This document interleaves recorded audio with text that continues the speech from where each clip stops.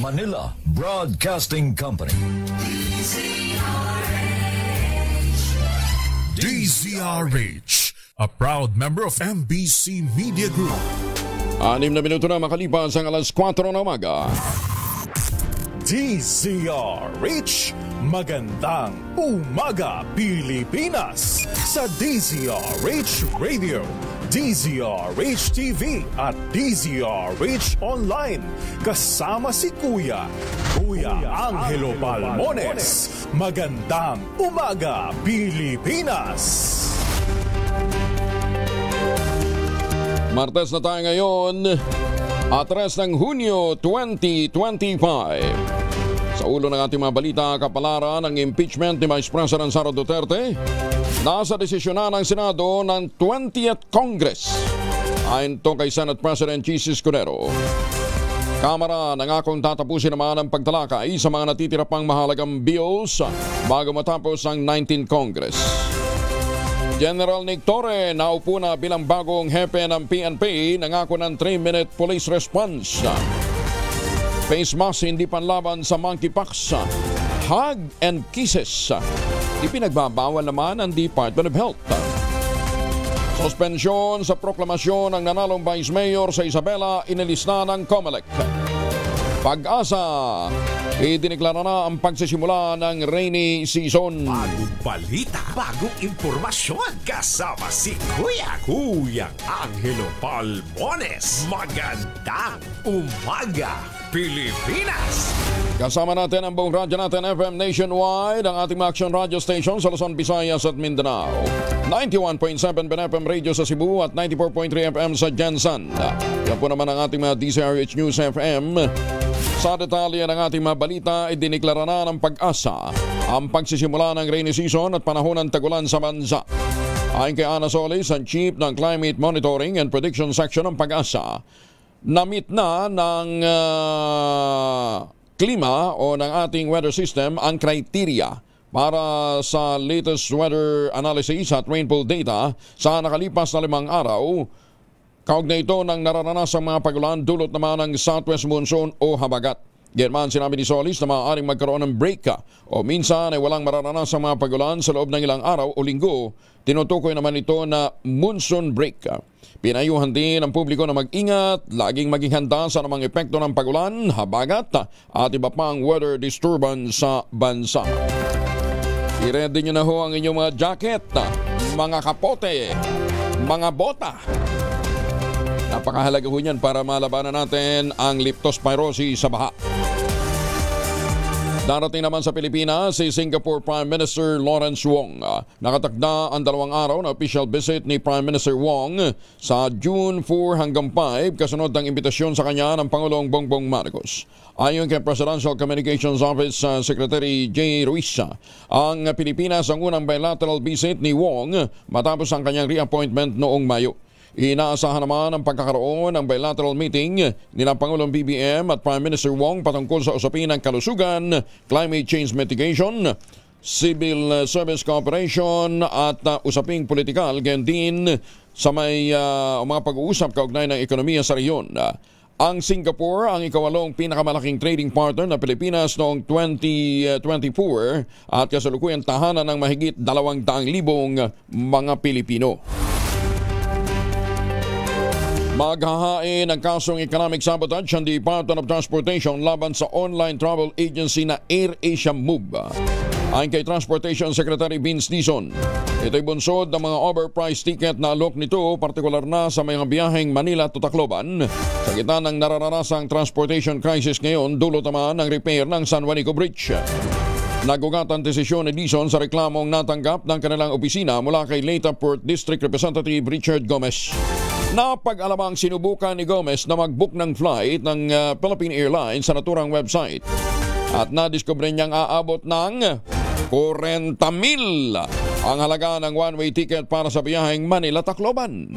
Lubhang mas mahal ito sa presyo ng ticket sa mismong PAL website na pumapalo lamang ng 12,000 pesos.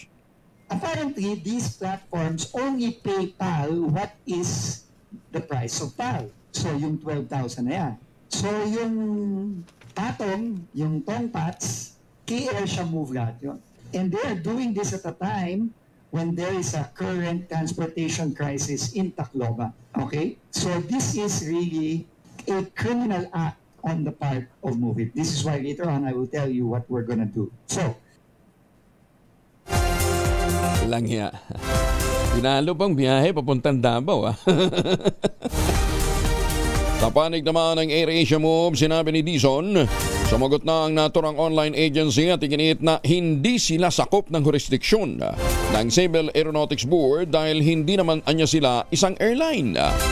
Nilinaw naman ang kalihim na walang kinalaman ng AirAsia Philippines sa naturang overpricing, ngunit iniimbestigahan na rin nila ang mga kahalintulad na mga insidente. Nilinaw ng Department of Health na hindi panangga kontra monkeypox ang pagsusuot ng face mask. Ayon kay Health Spokesperson, Assistant Secretary Albert Domingo, walang dahilan para taasan ang presyo ng mga face mask dahil hindi ito epektibong panangga sa monkeypox at sa halip ay dapat na iwasan ang close contact sa mga taong infected ng naturang sakit. Iginit na Domingo, kahit anya magsuot ng face mask kung merong close contact, humalik o yumakap sa taong infected ay maaari pa rin itong mahawa. Paglilinaw ng opisyal, ang monkeypox ay hindi airborne o maging sexually transmitted. Ngunit maaari itong maipasa sa pamamagitan ng close skin-to-skin contact, gaya ng cuddling, mouth-to-mouth tulad ng kissing, face-to-face contact, gaya ng malapitang pag-uusap. Inimok naman ang kalihim ng Department of Health si Pangulong Bongbong Marcos magdeklara na ng National Public Health Emergency kaugnay ng nakakalarmang paglomo ng Human Immunodeficiency Virus o HIV cases sa bansa. Nerbosa, 57 cases ng HIV ang naitatala bawat araw. Katubas ito ng 500% na increase, pinakamabilis at pinakamataas bilang HIV o ng bilang ng mga HIV cases sa buong mundo. Paliwanag ng kalihim, bagamat naglunsad na ang Department of Health ng ilang programa at mga intervention para sa HIV, nangangailangan na niya ng mas malakas na pambansang aksyon sa lumalalang krisis. Ikinakaalarma din ng opisyal na pabata ng pabata ang mga naitatalang kaso ng HIV kung saan ang pinakabatang nagpositibo ay 12 anyos na lalaki mula Palawan na sa murang edad ay sexually active na. Pagbibigay din Nerbosa mula sa adults, nag-ship na sa adolescents ang naitatalang kaso ng HIV sa bansa. Ang problema po, ang matinding apektado pa rin ho dito ay, o nagkakalat nito, ay mga MSM. Men having sex with men. Kaya nga po, pabata ng pabata ho yung mga teenager na nadadali dahil nga po sa contractual sex sa kapwa lalaki. Pang-load lang daw ho sa wifi, pwede na sa tabi-tabi. Ay, sus Ginoo, kaya kayo nga. Bakit naman kasi isang sanggol na na-diagnose na may tricuspid valve disease, isang pambihira at kritikal na congenital heart condition ang tinulungan ni Senator Bongo na mapagamot. Ayon sa lola ng sanggol na si Raquel Mateo, palagi siyang bumibisita sa Philippine Heart Center sa Quezon City kung saan naka-admit sa Pediatric Intensive Care Unit ang kanyang apong si Caleb. Ayon kay Lola Raquel, nababahala siya sa laki ng gastusin at nakahanap lamang ng pag-asa sa Malasakit Center, isang one-stop shop na tumutulong sa mahihirap sa mga bayarin sa ospital. Si Senator Go ang pangunahing magda at sponsor ng Republic Act 11463 o ang Malasakit Centers Act of 2019 na nag-institutionalize ng Malasakit Center Program. Sa kasalukuyan, nasa 167 malasakit centers na ang operational sa buong bansa at handang tumulong sa mga gastusin ng pagpapagamot ng mga mahihirap na pasyente. Maganda umaga, Pilipinas! 16 na minuto na makalipas ang alas 4 na umaga. Tiniyak naman ang Philippine Amusement and Gaming Corporation of PAGCOR patuloy ang kanilang suporta sa infrastructure projects ng Armed Forces of the Philippines upang matungunan ang mga hamon na kakaharapin ang pambansang seguridad kaugnay ng mga darating panghamon sa kanilang hanay. Ito naman ang pinangako ni PAGCOR Chairman Alejandro Tenco matapos pangunahan ang traditional rites of passage ceremony ng Philippine Army Officer Candidate School sa Camp O'Donnell. Sa mentahe ni Chairman Tenco, pinuri nito ang Officer Candidate Corps sa kanilang dedikasyon at sakripisyo. Binigyan din pa ni Chairman Tenco ang kahalagahan ng pamumuhunan sa sandatahang lakas. Para kay Tenco, ang pamumuhunan sa Armed Forces of the Philippines ay pamumuhunan para sa kapayapaan, demokrasya at pambansang katatagan. Magandang umaga, Pilipinas! Si Alina Velasquez, aba, masama pa rin daw ang loob na hindi nakadalo sa burol ng mayapang live-in partner na si Haji Alejandro. Bakit kaya? Alamin natin mula kay Morley Alino. Morley, good morning. Gising ng showbiz, rampa na Pilipinas. Nagkaroon ako ng chance na makausap ang actress-singer na si Alina, ang live-in partner ng namayapang si Haji Alejandro. Inamin ni Alina na hanggang ngayon ay matindi pa rin ang sama ng loob niya doon sa mga taong hindi siya pinayagang makalapit sa araw ng cremation o maging sa burol ng kanyang live-in partner na si Haji. Pero gayon pa man, naiintindihan daw niya ang mga ito. Kaya lang bilang isang live-in partner o couple nitong si Haji, ay nagmahalan daw sila. Sana naman daw ay binigyan ng pagkakataon ng ilan sa pamilya ni Haji na makita man lang niya sa huling sandali ang lalaking kanyang minahal. Sa ngayon, abala umuli itong si Alina sa pagbabalik niya bilang isang singer. Matagal din daw niyang nakalimutan ang kanyang showbiz career o ang kanyang singing career nang dahil sa pag-ibig. Siya kasi ang tumayong manager alalay ni Haji Alejandro nung ito ay nabubuhay pa. Yan ang ating DZRH Showbiz Status News. Ako po ang inyong RH47, Morley Alino para sa DZRH. Una sa Pilipinas, una sa Pilipino. Babu! Maraming salamat, Morley! Ay, teka nga pala, congratulations muna sa winner ng ating mahiwagang tunog. May nakadali na ng 7,000 kahapon, ha? Congratulations kay Angelina Palarca ng Paniki, Tarlac. Ayan, nadali niya 7,000, ano ha? Ang tamang sagot lamang po ay portable emergency light at na ipinatong sa foldable ladder. Ganun, di ba? Porque sabi ko nga kahapon, ang keyword is portable. Ayan, portable emergency light. Kasi may mga emergency light na, di ba, naka-fix. Ito, portable emergency light na nakapatong sa foldable ladder. Ayun, di ba? Yung foldable ladder, pwede rin bitbitin anywhere. Ayun. Yun ho yung tamang sagot. Congratulations! Kaya habang kayo po ay naliligo gamit ang Shield Bath Soap, hanap na tayo. Hintayin nyo na lang yung pag-resume po ng ating mahiwagang tunog. Magandang umaga, Pilipinas! Ay mga mamis, laundry day today ha. Tuloy ho ang paglalaban natin dahil hindi naman pwedeng ikituwiran ng biglaang pag-ulan. Bantayan natin. Kunoto ka ba kapag makapit, badikit at malupit ang madya?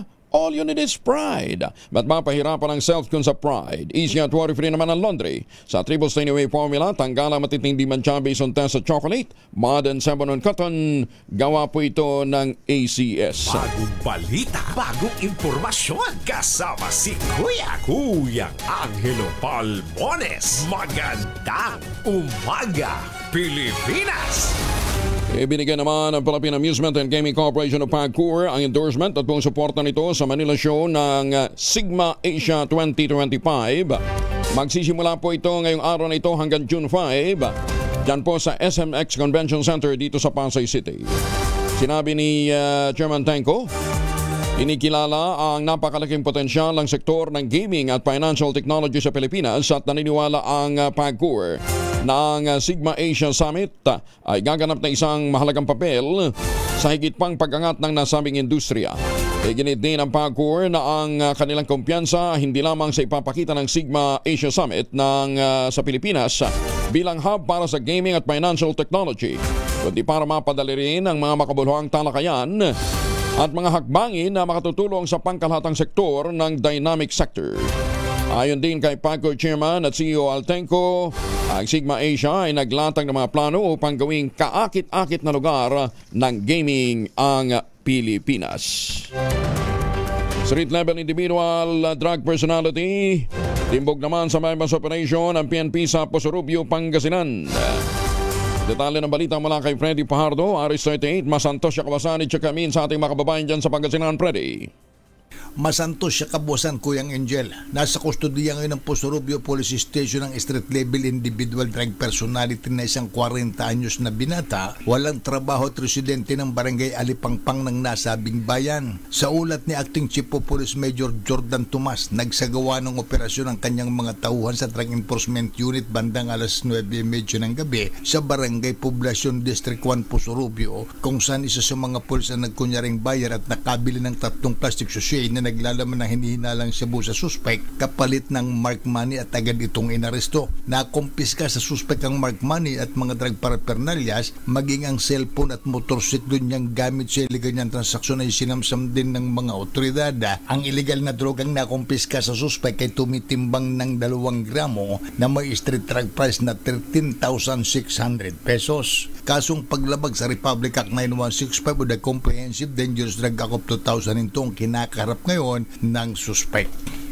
Ito si Freddy Pajardo, Aris 38, nag-uulat para sa DCRH, una sa Pilipinas. Maraming salamat, Freddy. Magandang umaga, Pilipinas! Mga misi, sa may araw ba si Mr. pag-uwi galing ng trabaho, ang may dalyan sa germ sa katawan nila para labanan ang may araw at may pawis, gumamit ng Shield Bath Soap regularly. Unbeatable ang Shield sa paglaban sa germs versus another brand may shea butter, pampalambot ng kuti sa presyong abot kaya $12.50 SRP. Kaya naman, recommended ito ng Philippine Nurses Association. Kaya mga misis ay challenge yung subukan ng Shield Bath Soap. Galit sa sakit, may malasakit, sulit na sulit. Nakambante tasingil sa pamasahe ng eroplano. Sakaling ituloy ng foreign carriers ang plano nitong paniningil ng Terminal Enhancement Fee upang makasabay sa tumataas na singil sa operasyon ng Ninoy Aquino International Airport o NAIA. Ayon sa Civil Aeronautics Board, hinihintay na lamang ang mga foreign airlines kung ano magiging desisyon sa panukalang pagsingil ng Terminal Enhancement Fee ng mga local carrier at saka sila maghahain ng petisyon. Una nang inihirit ng mga local airlines ang paniningil ng Terminal Enhancement Fee na aabot ng 300 pesos kada flight. Sakaling maaprubahan, tataas ng 75 ang pamasahe para sa domestic flights, 300 naman ang para sa international flights. Gusto natin magandang airport eh. O edi papasa ho sa mga mananakay. Nakasalanay na sa mga senador na uupo sa 20th Congress ang huling desisyon tungkol sa magiging kapalaran naman ng impeachment trial laban kay Vice President Sara Duterte. Ito ang sinabi ni Senate President Jesus Escudero halos 2 linggo bago matapos ang 19th Congress at nalalapit na presentasyon ng articles of impeachment sa June 11. Ayon kay Escudero, posibleng magkaroon ng ibang pananaw ang 20th Congress. Halimbawa, pwede niyang sabihin ng 19th Congress tatawid yan pero ang pasya ng 20th Congress ay hindi uusad at i-dismiss. Dahil dito nakasalalay pa rin na niya ang desisyon ng mga senador sa 20th Congress kung matutuloy ba o hindi ang impeachment case.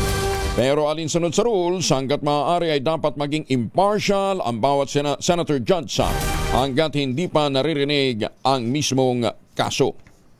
Samantala, nilinaw naman ni Senate President Jesus Escudero na walang kinalaman ng Pangulong Bongbong Marcos sa pagkantala ng presentasyon ng articles of impeachment laban kay Vice President Sara Duterte na inilipat na sa June 11 sa halip na kahapon.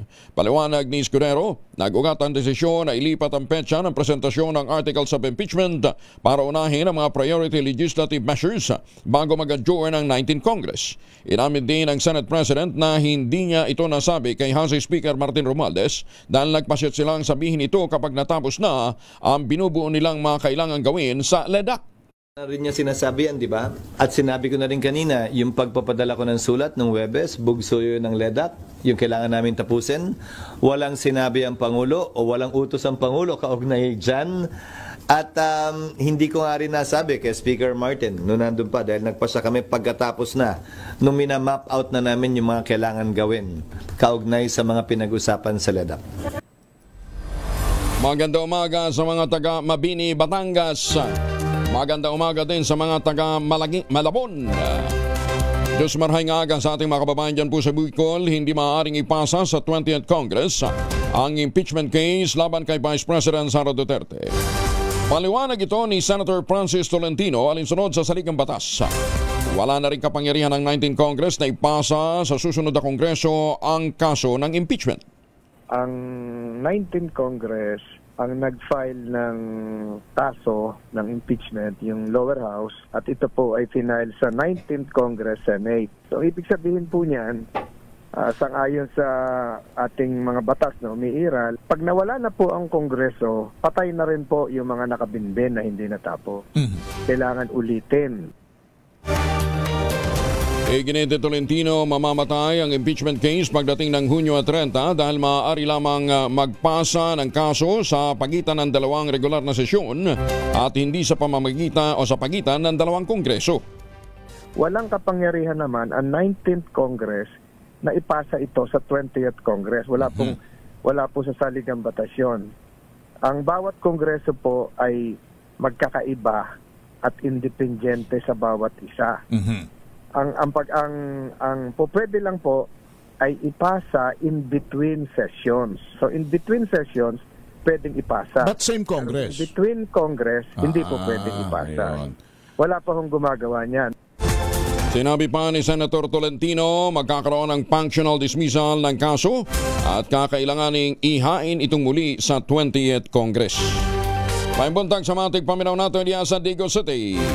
Nababahala naman si Senator Risa Ontiveros sa paulit-ulit na pagkaantala ng proseso ng impeachment trial ni Vice President Sara Duterte na ilang buwan na rin ang binibilang.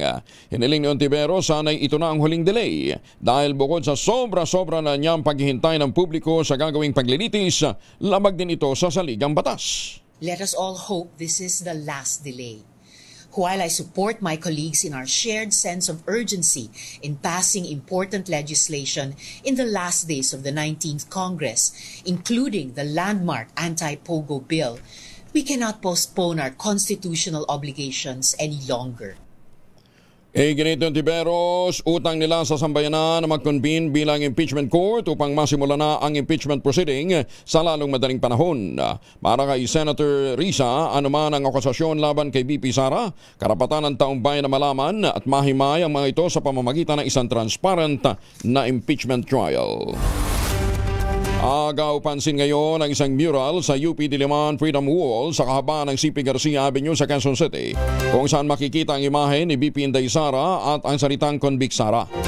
Likha ang nasabing mural ng progressive muralist na si Sim Tolentino kung saan mababasa rin ang kontrobersyal na pangalang nakatanggap umano ng confidential fund ng Office of the Vice President at ang Department of Education na dating pinamunuan ng Vice Presidente.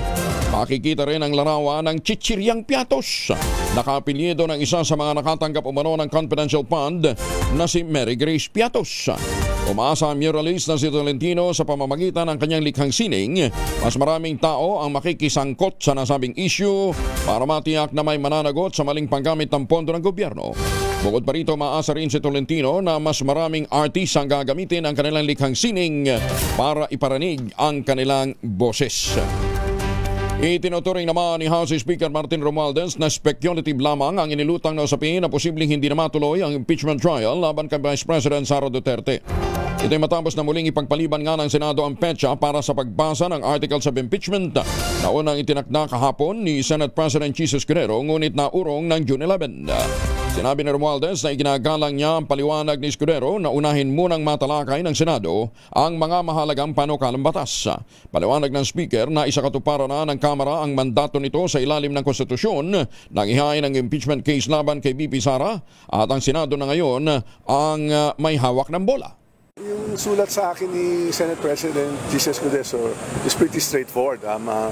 Kaya yung impeachment complaint ay nasa Senado na. So we leave it to their sound discretion as to how they want to proceed and conduct. No? the Senate President outlined the priority measures, like the LEDEC measures that they would like to prioritize first. So we have to respect the decision of the Senate President and the Senate.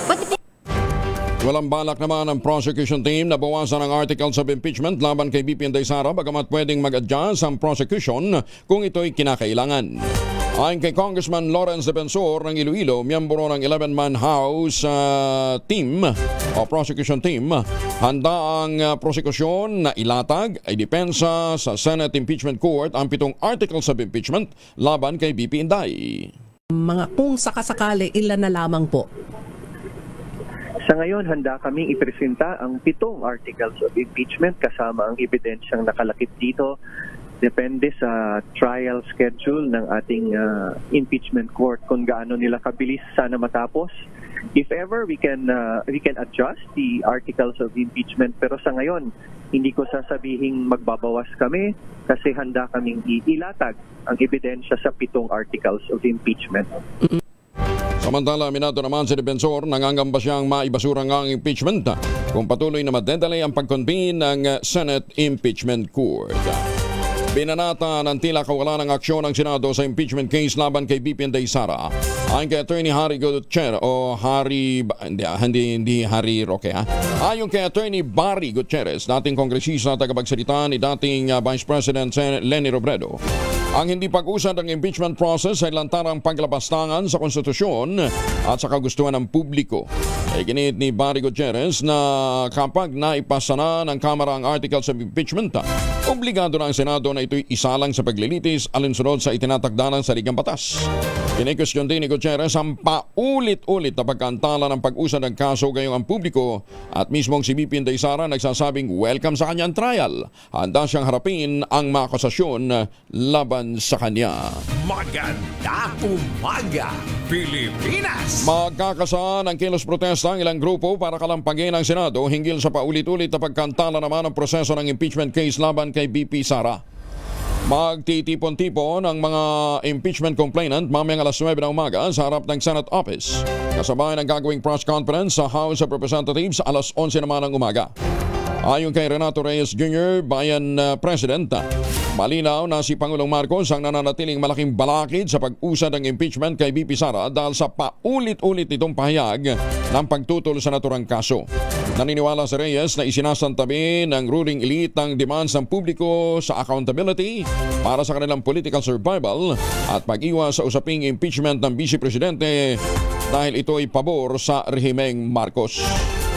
2 high-value individual drug personalities na kumpiskahan naman ang 2.5 million pesos na laga ng marijuana sa La Trinidad, Benguet.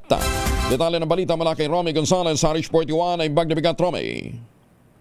Abot sa 2.5 milyong piso ang halaga ng marijuana ang nakumpiska ng mga otoridad sa 2 high-value individual drug personalities sa ikinasang bypass operation sa Betag, La Trinidad, Benguet kahapon. Nagpatupad ng anti-drug operation ang mga operatiba ng Pideo Cordillera na naggisulta sa pagkakatimbog sa 2 high-value individuals drug personalities na nakilalang sina Cesar Sidron, 45 ng Parina, Kibiungan, Benguet at Abner Aguida, 31 ng Poblacion La Trinidad, Benguet na kumpiska sa mga suspek ang 21 piraso ng tuyon daw na marijuana na nakapakete sa 21 tubular phone na may timbang na 21,000 gramo na nagkakalaga ng 2,520,000 pesos. Nasamsam din ng mga otoridad ang isang Tamaraw FX na ginamit ng 2 suspect sa pagdaye sa mga kontrabando na tinangka nilang ibenta sa isang operatiba ng PIDEA na nagpanggap na poster buyer. Ang mga suspect na nasa custody ng PIDEA Cordillera ay sasampaan ng kasong paglabag sa Republic Act 9165 o Comprehensive Dangerous Drugs Act of 2002. Ito si RH41 Romy Gonzalez para sa DZRH. Una sa Pilipinas, una sa Pilipino. Maraming salamat, Romy. Jose Gina. Magandang umaga, Pilipinas! Magandang umaga sa mga taga Edmonton, Alberta, Canada. Ibinida ni House Speaker Martin Romualdez ang mga naging accomplishment at pagiging produktibo ng 19th Congress na nakapagpasa ng mga panukalang makatutulong para sa mga Pilipino. Ipinagmamalaki rin ni Romualdez ang naaprubahan nilang 27 out of 28 priority measures ng Legislative Executive Development Advisory Council o LEDAC. Sinabi ni Speaker Romualdez na mula nang pumasok ang 2022, natapos nila ang 61 out of 64 LEDAC priority measures. Kabilang sa naipasa ng Kamara ang panukala laban sa smuggling na nakatulong sa lokal na agrikultura at ang panukala upang maproteksyonan ang karapatan ng mga overseas Filipino worker. Nangako rin si Romualdez na aaprohin nilang matalakay ang natitira pang mahalagang panukala bago matapos ang 19th Congress. Well, we have 2 weeks before we adjourn Sine Die. So we'll wrap up the remaining priority measures. We'll work on the e-governance act. We'll work also on the data transition act. So these and the other spending sa BICAM will take up, and I'm sure that we'll be able to complete it before the 2-week session. 37 na makalipas ang alas 4 na umaga, nakarating na sa Italy ang mangga ng Pilipinas. Dati ito in demand lamang ho sa Japan.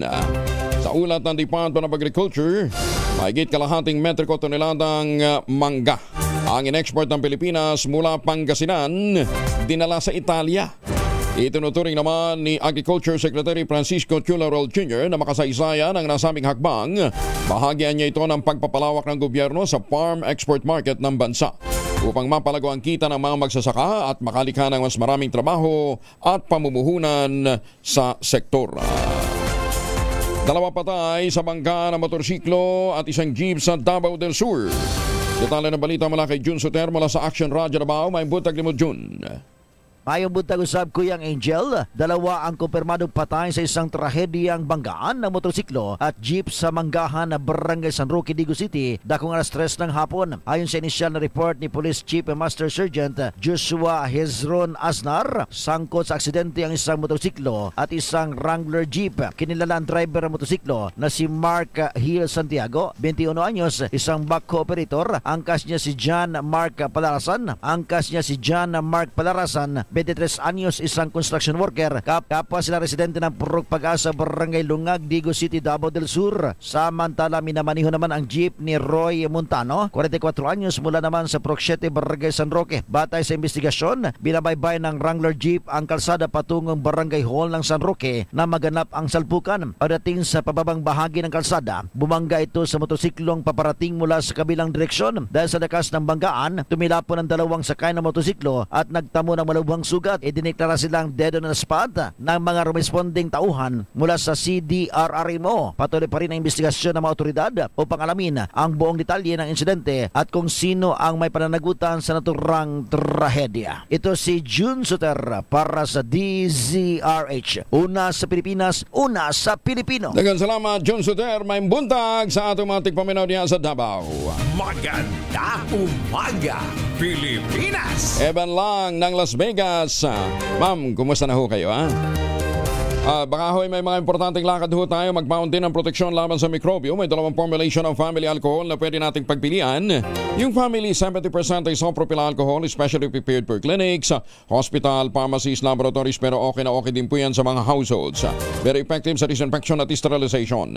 Ganyan ang bagsik ng family, 70% isopropyl alcohol. Maghapon man natin gamitin, no problem.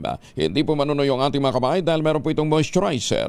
Yun namang mabangong family rubbing compound improved alcohol. Yan po yung mabangong isopropyl alcohol na ginagamit ho ng mga masahista, mga barbero, mga doktor, mga nurse, mga kumadrona for sponge baiting and other cleansing purposes. Family rubbing alcohol parang DCRH book na sa mahabang panahon. Mabibili sa namang butik at convenience stores nationwide. Family rubbing alcohol, hindi lang pampamilya, pang sports pa. Oy, magandang umaga sa ating mga magagandang kumadrona, ha? Asek Cecil Mangka Santos, kumusta ka na, ha? Pagaling ka. Pinayagan na rin ng Commission on Elections First Division na may proklama ang nanalong vice-alkalde ng Reyna Mercedes Isabela na si Attorney Jeril Harold Respicio. Ito'y matapos suspindihin ng Comelec Bank ang proklamasyon ng mahigit 20 kandidato para sa 2025 midterm elections. Kabilang nga dito si Vice Mayor Respicio habang nakabimbin pa ang pagresolba sa mga kasong isinampa laban sa kanila.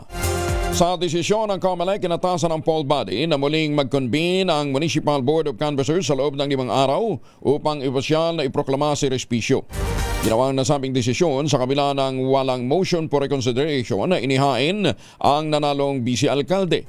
Dahil dito, laking pasasalamat ni Respicio kay COMELEC Chairman George Garcia. Yo, my boy, Chairman George, best friend, King George, thank you so much for lifting yung suspension ng pag-proclaim sa akin bilang Vice Mayor ng bayan ng Reyna Mercedes. I love you, King George. Mwah! Reyna Mercedes, I'm coming, baby. Yeah, buddy! Matatanda ang kinasuhan ng cybercrime at diskwalifikasyon sa Respicio dahil sa mga social media post nito na nagsasabing kaya niyang manipulahin ang resulta ng eleksyon ngayong taon. Ay, magandang umaga din po sa mga suki natin dyan sa Quezon. Magandang umaga sa ating mga magsasaka dyan, ha? Baka sa mga kababayan natin pabalik ng Pilipinas, huwag nang magpasalubong ng imported na tsokolate.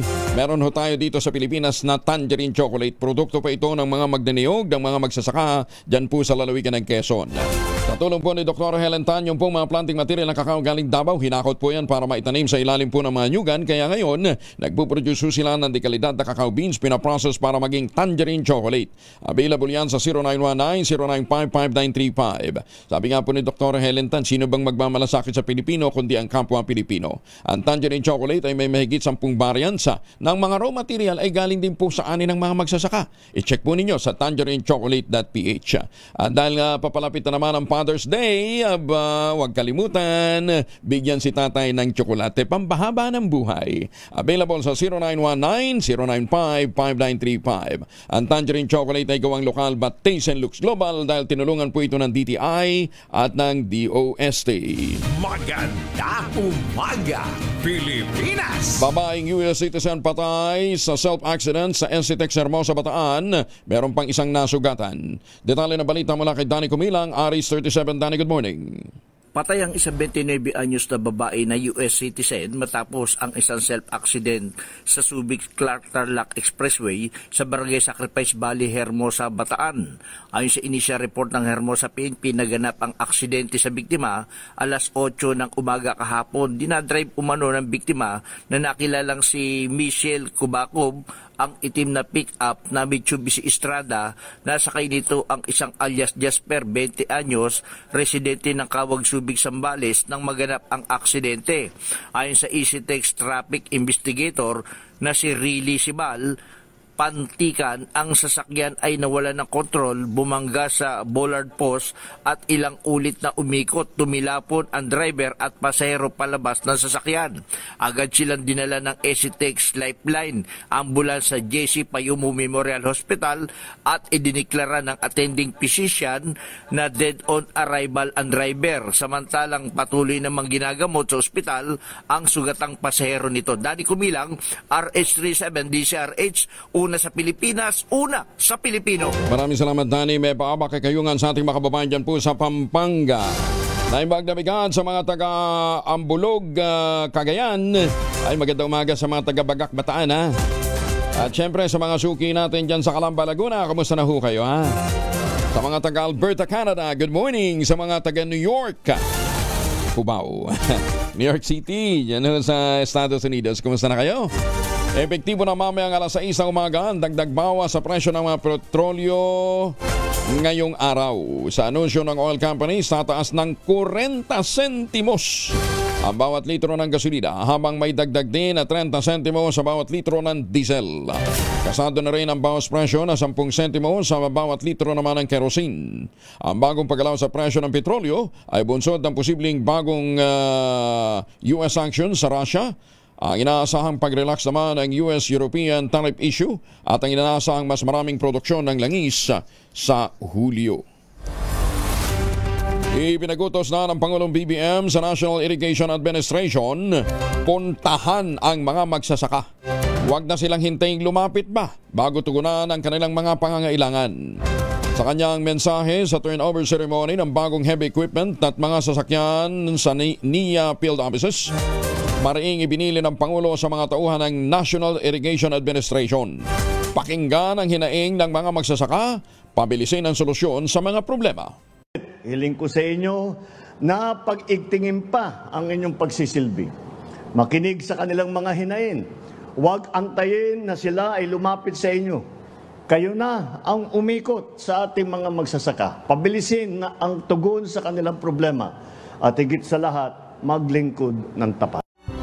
Magandang umaga sa mga taga-Tugigaraw. Iniling din ng Pangulo na ingatan, alagaan at gamitin ng wasto ang mga bagong sasakyan at mga pasilidad. Aabot naman ng halos 800 milyong pisong halaga nga ng iba't ibang operations at maintenance equipment ang pinamahagi sa mga field offices ng National Irrigation Administration sa buong bansa. Bahagi ito ng third tranche ng NIA Repleting Program. Kinabibilangan ito ng 229 units ng excavators, mga trailer truck, dumpers at iba pang heavy equipment at mga sasakyan. Lain ito na patuloy na gawing moderno, upgraded ang mga kagamitan ng ahensya para sa mas epektibong operasyon. Sa mensahe pa rin ang Pangulong BBM sa turnover ceremony na ginanap sa Icon JCB Yard sa Taguig City. Sinabi nitong gagamitin ang mga naturang sasakyan at mga equipment para mapabilis ang pag-aayos sa mga nasirang irigasyon at pagtatayo ng mga bagong proyektong patubig. Umaasa ang Pangulo na makatutulong ito para mas maganda ang ani ng mga magsasaka, magkaroon ng magandang kalidad ng produkto at mapatas ang kita ng ating mga magsasaka. Sa ating mga magsasaka, hindi namin matutumbasan ang inyong naging sakripisyo. Ngunit sa bawat programa na aming ginagawa para sa inyo, naway madama ninyo ang aming pagsuporta at pagpapahalaga sa lahat ng ating mga magsasaka. 47 na makalipas ang alas 4 ng umaga. Maganda umaga, Pilipinas! Oras na para tayo po naman ay mag-ultabayo. Pero sabi nga po ng mga dalubhasa, isang oras bago matulog, dalawang kapsula para mas epektibo ang mga benepisyo ng ultabayo. Ano bang ultabayo? Ito po postbiotic with Lactococcus lactostrain plasma. Ito po dumaan sa mahabang clinical trial dyan po sa Japan. Hindi po testimonial, hindi po kwentong kutsero, kundi human clinical trial. Ang bawat kapsula ng ultabayo ay nagtataglay ng 50 billion cells ng Lactococcus lactostrain plasma. Kaya po napaka-potent po nito na pagpasok po sa ating katawan, na-activate po nito yung PDC, yung plasmacytoid dendritic cell. Yan po yung dinatawag na madalubhasa na commander ng ating immune system. Kaya titinataboy nito mga toksin sa ating katawan habang tayo po ay natutulog. Siyempre, pagka magandang tulog, siyempre magandang gising sa kinabukasan. May panlaban tayo sa puyat, pagod at stress. Ilan lamang ho yan sa mga benepisyo po ng ultabayo. Kung meron pa ho kayong mga katanungan, mag-text lamang sa 0917-110-6580. Ang ultabayo po ay rehistrado sa Food and Drug Administration, halal certified. Pero wag natin kalimutan, bagamat ito po ay available sa South Star Drug, Mercury Drug, HB1 Plus Pharmacy, Joann's Pharmacy, Amesco Drug at Curamed, ang ultabayo po ay hindi gamot at hindi dapat gamitin panggamot sa anumang uri ng sakit. Maganda umaga, Pilipinas! NTC Eastern Visayas, pinag-iingat ang publiko laban sa mga Facebook account na nagpapanggap na eksperto sa pag-recover daw ng mga nawawalang cellphone. Detalye na balita mula kay Jane Galit Bantayan, Aris 34. Jane, good morning. Nagbabala sa publiko ang NTC Region 8 sa muling pag-atake na naman ng mga scammer pero hindi na sa text messages, ngunit ngayon naman ay sa Facebook. Ayon kay NTC Regional Director Engineer Willie Sabala, may mga kumakalat ng mga Facebook account na nagsasabing kaya nilang ma-recover ang isang nawawalang cellphone. Ang gagawin ng mga ito ay may message ang isang Facebook user na nag-post na nawawalang kanyang cellphone. Pagsasabihan na kayang ma-recover ang nawalang cellphone at hihingi na ng malaking halaga. Ayon sa NTC, isa itong modus at pinayuhan ng publiko yung mga Facebook user na hindi agad maniwala. Kinumpirma pa ni Engineer Sabala na ang nasabing mga FB account ay nagpapakilala pa daw ng mga empleyado ng NTC Region 8. Paliwanag ng NTC, maging ang kanilang opisina ay wala pang gadgets o kagamitan na makakadetect o makaka-recover sa nawawalang cellphone. Maaaring i-report naman sa NTC ang nasabing mga bogus account sa Facebook. Mula sa Action Radio Katarman, sa lalawigan ng Northern Samar, Arts 34 Jane Galit Bantayan, una sa Pilipinas, una sa Pilipino. Maraming salamat, Jane. Alam po nyo, nakakabuisit na talaga itong mga scammer na ito, no ha? Siguro sa isang taon 5 beses ka magpapalit ng card mo. Yung credit card. Ito, nakatanggap na nawa. Your transaction with Facebook, tapos may mga numero, for $589. with BDO Visa Platinum Credit Card ending was declined. Mabuti naman na decline, ano ha? If you do not recognize this transaction, text may binigay na numero and we will lock your card. Otherwise, mag-text na naman daw sa iba if valid. Pagkatapos nito, dahil hindi ko daw ni-recognize, blinak na muna ang aking card, ang aking number. Kita ho ninyo, ang tinding perwisyo niya. Halimbawa, nasa abroad ka, bumibiyay ka. Diba? Inaasahan mo yung card mo. Pagkatapos mabibiktima ka ng ganyang klaseng pambubuisit. Ay, Diyos ko Lord, ba't ba hindi pa kunin niyo ito pong mga walang hiyang mga scammer na ito? Maganda umaga, Pilipinas! Natitiis ho nilang magpakain ng galing sa katarantaduhan sa kanilang pamilya. Ano ha? Ba't ba hindi pa kunin ni Taneng itong ganitong klase ho ng mga mandarambong? Ano ha? Itong ganitong klase ho ng mga perwisyo. Ano ha? Akala nyo kuminsan gumagamit ito ng mga babae kasi bagay, baka AI enhanced lang ho naman yun, baka talagang lalaki yun, pinagboses babae lang, ano ha? Ganyan ho kuminsan yung mga nakakatakot pa kasi di ba biglang may tatawag na na-block nga daw yung number mo, syempre na-block nga, ano ha? Tapos biglang mag-o-offer ng service. Huwag ho ninyong papatulan yan. Pumunta ho kayo sa pinakamalapit na branch ng inyong card, ng inyong bangko. Doon ho kayo makapagtransaksyon para safe ho kayo. Otherwise, baka maubos ho laman ng inyong account. Buti na lang walang laman yung account ko eh. Kung hindi wala naman silang sisimutin. Sabi ko, ba't pinag-iinitan yung account ko? Wala naman silang mapapala doon. Maganda umaga, Pilipinas! 11 establishmento naman sa Ormoc City nasunog. Nako! Detalye ng balita mula kay Jimmy Angay-Angay, RS32, maupay nga agad, Jimmy. 11 establishmento sa syudad ng Ormoc, Leyte ay nasunog. Ayon sa report ng Bureau of Fire Protection Ormoc, nangyari insidente alas 12:40 madaling araw sa Mabini Street Corner, Burgos Street Corner, Real Street Corner, Aviles, Barangay South, Ormoc City. Ang mga nasunog establishmento ay ang Nice Burger Junction, totally damaged, Kuya Boards Eatery, totally damaged, Chokes to Go, partially damaged, Oling Rooster, totally damaged, St. Jude Agricultural Supplies, totally damaged, TGP Pharmacy, totally damaged, Ormoc Mercury Hardware, totally damaged, Vicintas Cafe, partially damaged, Vans Clothing Shop, partially damaged, Villisima Salon, partially damaged, at ang pang-11, ang Phoenix Super LPG, partially damaged. Sa investigasyon ng mga bombero, nagsimulang apoy sa Nice Burger Junction at Kuya Boards Eatery na napiktuhan ang mga kalapit na establishmento. Nakontrol ang apoy alas 2:23 na ng madaling araw.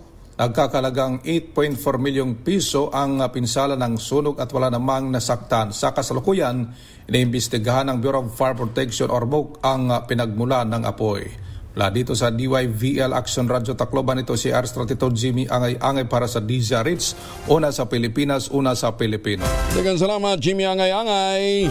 Hindi dapat pang tumagal ng 2 taon ang rehabilitasyon ng EDSA.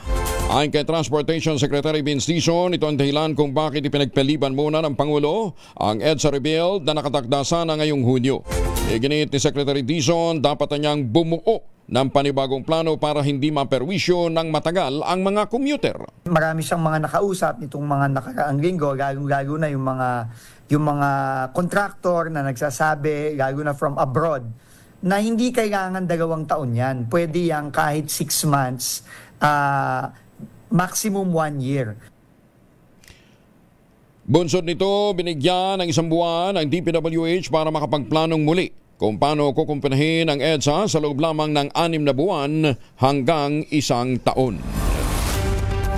Hindi na maghihintay ng 1 buwan ang Department of Public Works and Highways para magpresenta ng panibagong plano upang mas mapabilis ang EDSA rehab. Kapanayam ng DZRH at radyo natin, sinabi ni Public Works Secretary Manny Bunoan, maaari nilang ilatag ang plano bago pa man ang tinakdang deadline ng Pangulong BBM. We will not wait until 1 month actually. So if there's going to be already a suggested program, makikita na namin even without waiting for the deadline of 1 month. I think pwede na namin ilatag. But this will be a collaborative effort. Matatandaan na binigyan ng Pangulo ang DOTR at ang DPWH sa isang buwan para pag-aralan ang mga alternatibong solusyon at bagong teknolohiya na maaaring gamitin sa pagsasaayos ng kahabaan ng EDSA. Samantala, impeachment case laban kay BP Inday, wala pang linaw sa mga senador kung maaaring itawid nga ng 20th Congress. Detalye na balita mula kay Raymond Dadpa sa RS28. Raymond. Mismong mga senador ay hindi magkasundo hanggang ngayon kung maaring itawid sa susunod na Kongreso ang kinakarap na impeachment case ni Vice President Sara Duterte. Sa kanyang manifestation, inihayag ni Senate Majority Leader Francis Tolentino na kung hindi nila matapos ang pagtalakay sa impeachment case ni VP Sara ngayong 19th Congress, ay hindi na ito maaaring itawid at ituloy sa 20th Congress. Para kay Tolentino, functionally dismissed na ang kaso dahil hindi na nila saklaw ang kapangyarihan ng susunod na Kongreso dahil magtatapos ang kanilang termino sa June 30. Pinatunayan niya ito sa pagbanggit ng dalawang desisyon ng Korte Suprema sa kaso na Neri versus Senate at Balag versus Senate. Narito si Senador Tolentino. If we cannot conclude the trial before June 30, 2025, we must recognize this impeachment case is functionally dismissed by constitutional operation and no action can be taken by the 20th Congress on the matter for lack of constitutional authority. Mr. President, kahit anong pilit, hindi maitatawid, lalo na't kung lalabag sa saligang batas. Kontra naman dito ang dalawang miyembro ng minorya sa Senado na sina Senador Risa Hontiveros at Senator Aquilino Coco Pimentel III. Sabi ni Hontiveros, kung kinopya din lang sa ibang bansa gaya ng Amerika ang prinsipyo ng impeachment, ay maaring ituloy ng susunod na Kongreso ang paglilitis sa kaso. Napatunayan ito sa kaso ni dating Pangulong Bill Clinton ng Amerika. Git naman ni Pimentel, sa oras na maging impeachment court ang Senado ay wala na itong pinag-iba sa mga korte na kahit magpalit ng hukom o justice ay tuloy pa rin ang kaso dahil mananatili ang docket nito. Narito si Senador Coco Pimentel. It is well settled that jurisdiction once acquired is not lost but continues until the case is terminated and hopefully terminated to its logical end. Hence, it is my humble opinion that the trial of the current impeachment case, now pending before the Senate of the 19th Congress, can cross over or continue from the 19th Congress to the 20th Congress. The impeachment docket of the Senate Impeachment Court continues and remains to be the same. Ito si RH28 Raymond Dadpas para sa DZRH, una sa Pilipinas, una sa Pilipino. Maraming salamat, Raymond. Maganda umaga, Pilipinas. Dito na tayo. Sigurado dito walang debate. Ang pinakamura at ready for occupancy unit ngayon sa buong housing industry ay inaalok po ng Westchester Realty. Yung po mga proyekto nilang si Vera Mabalacan, si Vera Bacolor, Samira at saka si Vera Vestige. 5% lamang down payment, pwede pang Gibbs. With 20,000 pesos all-in down payment, pwede ka na maglipat bahay agad 7 days after ng take-out ng Pag-ibig Housing Loan. Kaya anong pang iniintay po ninyo? Ito pa rin ang pangarap magkaroon sa sariling bahay sa presyong abot kaya. Mag-text lamang po sa 0996-501-5555 o sa 0947-434-5555. Ito pa rin ang pangarap magkaroon ng sariling bahay sa presyong abot kaya.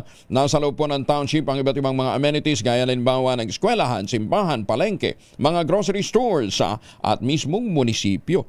Kaya't hindi nyo na kinakailangan pambumayahe kung gusto ninyong makipagtransaksyon. Ito pa rin ang pangarap magkaroon ng sariling bahay sa presyong abot kaya. Yan po ang mga proyekto ng Westchester Realty. Napakalapit naman po sa Clark Economic Zone at Clark International Airport. Maganda umaga, Pilipinas. Alas 5 na umaga. This time check is brought to you by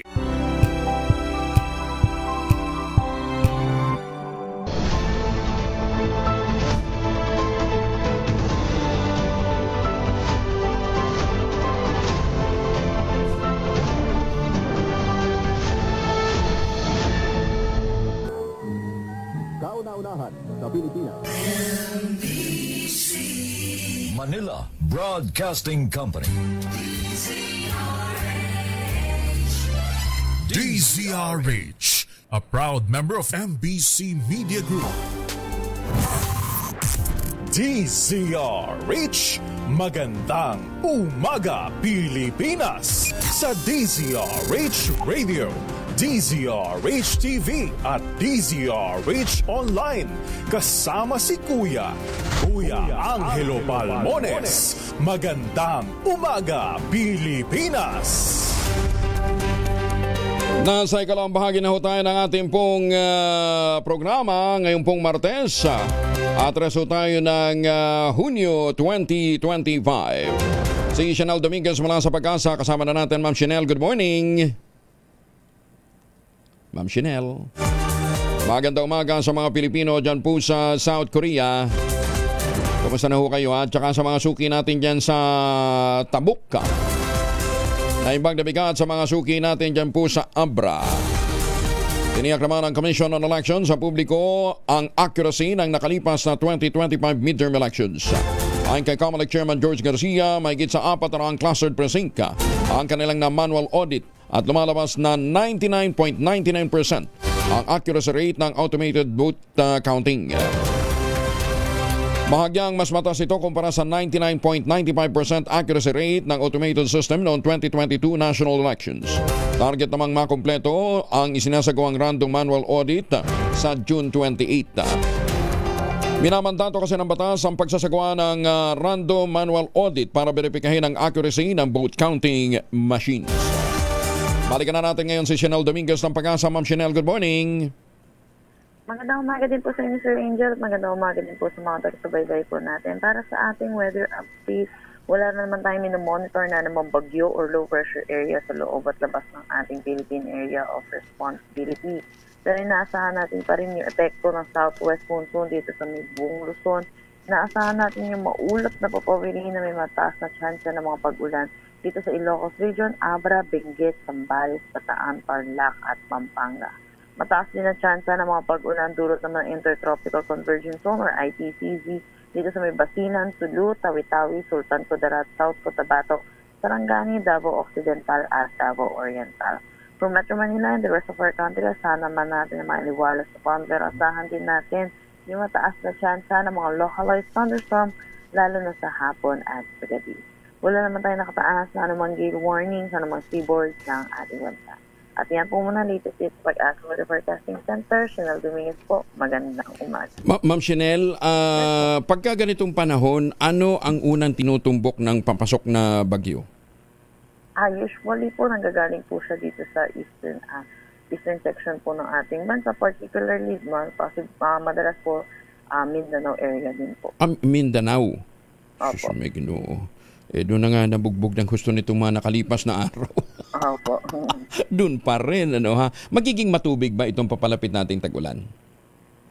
Yun po, hindi natin nasasabi po yun. Pero inaasahan po talaga po natin magiging maulan naman din po.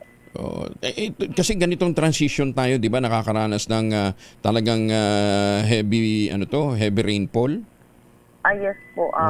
Pero ngayon po, medyo hindi pa naman po natin nararanasan masyado dahil paumpisa pa lang po tayo ng tag-ulan po natin. Possible po pag tumagal-tagal na po yung ating tag-ulan dun po, makakaranas.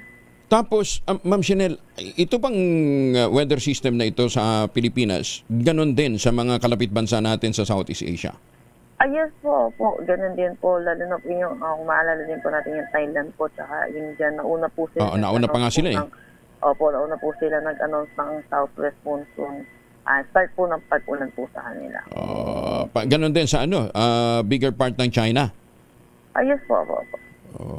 Naku, magiging maulan. Kaya ako tinatanong, syempre, umaasa ho tayo ng supply ng bigas natin, ng imported na bigas sa Vietnam, Thailand, China, magkakalapit yun Di ba?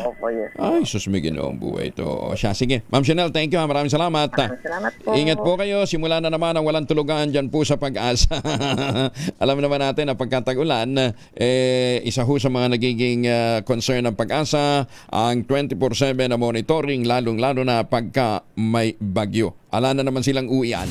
Maganda umaga, Pilipinas! Ay, kaya magbaon ho lagi ng proteksyon laban sa mikrobyo. Tiyakin din po nakaredy ang ating mga emergency kits. May dalawang formulation ng family alcohol na pwede nating pagpilian. Proteksyon ng pamilya laban po sa mikrobyo. Yung family 70% ay isopropyl alcohol, especially prepared for clinics, hospital, pharmacies, laboratories, pero okay na okay din po yan sa mga households. Very effective sa disinfection at sterilization. Ganyan na bagsik ng family, 70% ay isopropyl alcohol. Maghapon man natin gamitin, no problem. Hindi po manunoy ang ating mga kamay dahil meron po itong moisturizer. Yung po namang mabangong family rubbing compound improved alcohol, yan po yung mabangong isopropyl alcohol na ginagamit po ng mga masahista, mga barbero, mga doktor, mga nurse, mga kumadrona for sponge baiting and other cleansing purposes. Family rubbing alcohol parang DCRH subok na sa mahabang panahon, mabibili sa naman butik at convenience stores nationwide.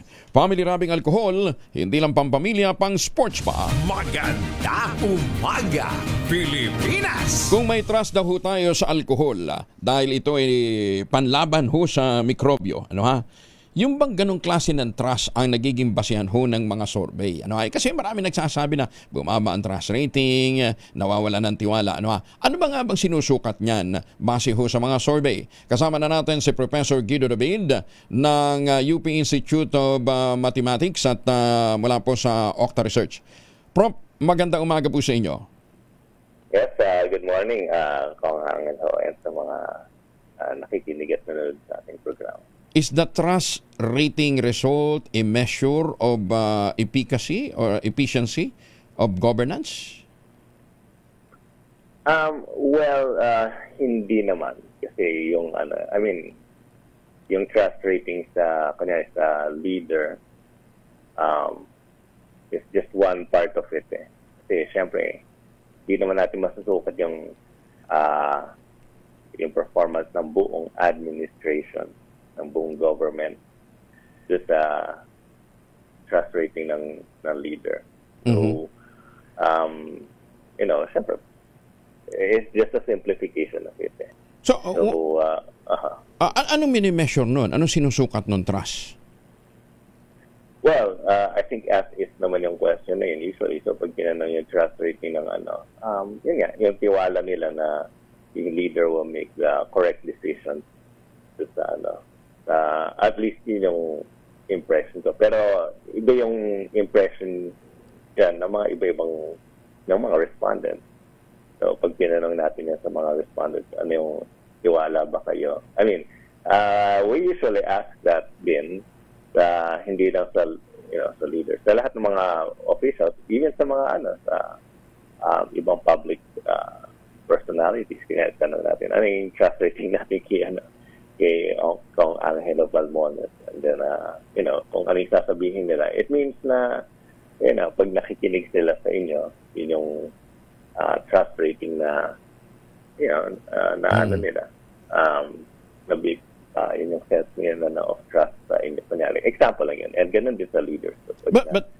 Pero kasama din ba doon sa pre-name na question, halimbawa yung criteria kung bakit niya pinagkatiwalaan yung isang tao. Kasi, di ba, trust, yung trust kasi is anchored to several characteristics or parameters. So, kasama ba yun? Usually, hindi nga. Kaya nga, hindi rin ganon ka. Okay. Kung sa totoo lang, hindi ako masyadong ganon kapabor dito sa tanong na to. Ako personally. Although, yung Octa Research, tinatanong yan regularly. Because tinatanong yan sa mga ibang bansa. Tinatanong nila ano yung trust rating nila kay Donald Trump, sa US, or ganon. Pero for me, mas may basis kaya tanong natin kung ano yung performance niya or satisfaction sa kanyang performance, kanyang government capacity or duty. So, for me lang, personally. Ginatanong lang natin kasi pattern nga yung ating mga survey format sa mga survey na ginagawa din sa ibang bansa. Yes. And siguro, yung basis nun is yung, pag-level ng tiwala natin sa isang personality. Pwede namang mababa yung trust natin sa kanya pero nag-perform siya, parang gano'n. Or effective pa rin yung administration. Siguro, ako at least kasi dahil as is yung question, it's subject to interpretation. So ako, ang interpretation ko dun, pag nagsasalita yung personality na yun, naniniwala ba tayo sa sinasabi niya, parang gano'n, or naniniwala tayo sa mga pangako niya, parang gano'n. Kasi akala ko pag sinorvey natin gano'n, tapos may mga numero tayong inilabas, naka-quantify natin, hindi din pala. Yun rin, kasi generally as is siya yun nga. And very subjective yan sa interpretation ng mga respondents. Pero do they provide answer bukod sa yes or no? Meron usually parang merong breakdowns pa yun. Pwedeng very high trust, pwedeng moderate trust, parang gano'n. Parang mataas mo yung pagtiwala nyo. Or may mataas na pagtitiwala, may sapat na pagtitiwala, parang gano'n. Or may mababang pagtitiwala. Kasi nga daw, sinasabi ng iba, hindi na nga nagtatrabaho, ang taas pa ng tiwala nyo. Parang gano'n.